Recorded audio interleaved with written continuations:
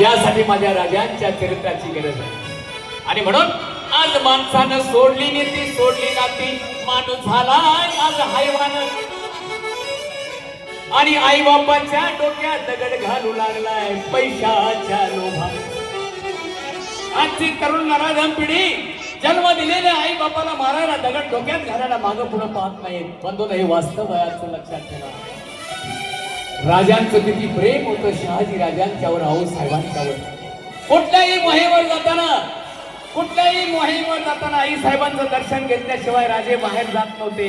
आणि म्हणून सगळी मोहीम फत्ते करून येत होते राजे. कधीही अपयश राजाला आलं. पण आज कसं राहिलं नाही बंधूनो. आज आमची गाय आणि जन्म देणारी आई बाप आणि माय, आमची गाय कसायाकडे चालली आणि आई बाप वृद्धाश्रमाकडे चालले. बंधूनो लक्षात ठेवा. अरे आई बाप म्हणजे घराचं इंटेरियर आहे. घरात आई बाप असणं हे भाग्याचं लक्षण आहे. माझ्या राजांची शिकवण आहे ती बंधून लक्षात ठेवा. आज माणसानं सोडली नाती, सोडली नीती, माणूस झालाय आज हाय माणूस. आई बापाच्या डोक्यात दगड घालू लागलाय आज पैशाच्या लोभात.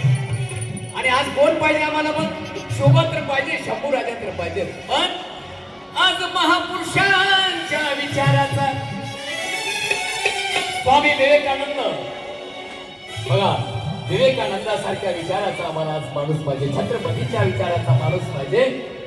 आज थोर पुरुषांच्या विचाराचा अहो ठेवा पाहिजे.